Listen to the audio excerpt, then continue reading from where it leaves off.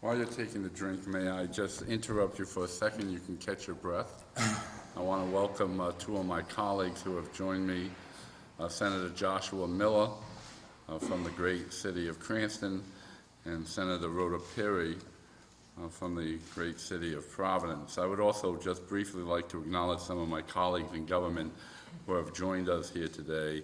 My good friend Representative Gallison from Portsmouth and Bristol, Representative Ruggiero from Middletown and Jamestown, and Councilwoman, I believe, Ellen Windsor from the beautiful community of Jamestown. If I have missed anybody, I apologize, but those are the ones that I know and recognize. Welcome to the hearing. And behind me is actually Senator James Sheehan from Narragansett in North Kingstown, my colleague who has also joined us here this evening. Now, I'm sure you have caught your breath.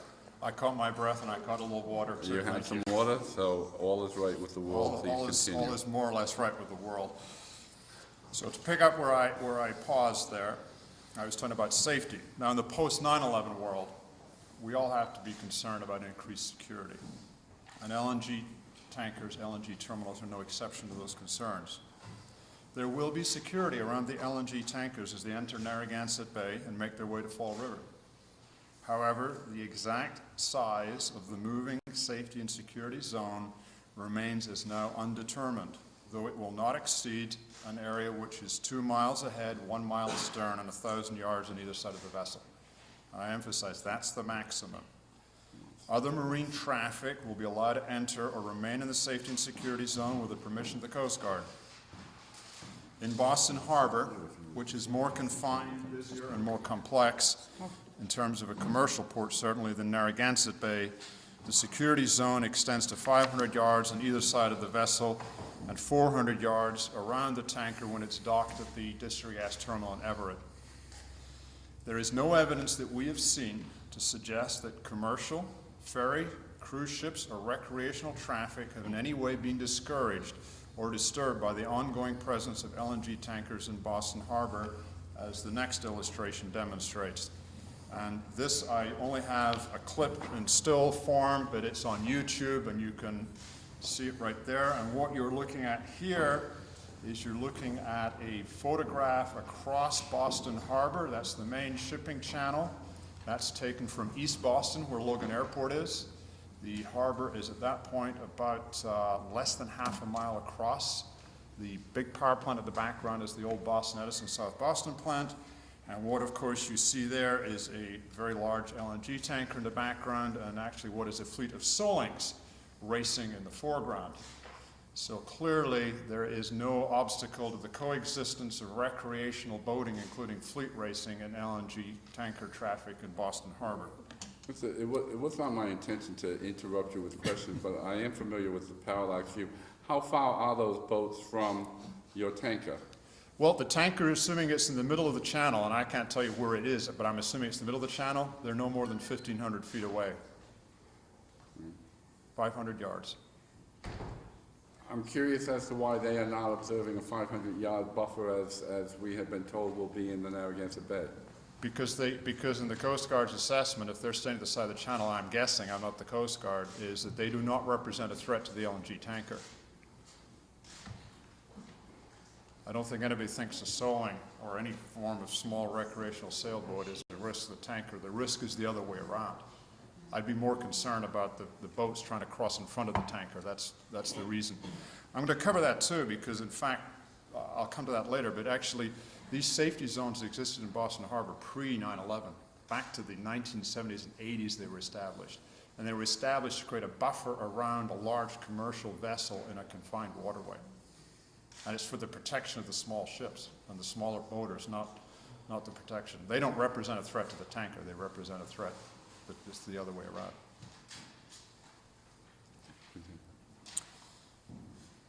A primary aspect of concern that has been expressed is the potential for closing the Pell and Mount Hope bridges when LNG tankers pass underneath. No federal or state security or police agency has found any reason to close any of these bridges. Nor did Massachusetts have any reason or find any reason to close the Braga Bridge or the I-195 bridge into Fall River, which formed part of the original transit route that was under consideration before. However, the Rhode Island Turnpike and Bridge Authority, for reasons of their own, which have not been disclosed to anybody, appear to be willing to subject the users of both bridges to this inconvenience. Even if this was to happen, we would contend the disruptions would not be anywhere close to the magnitude claimed by RIPTA.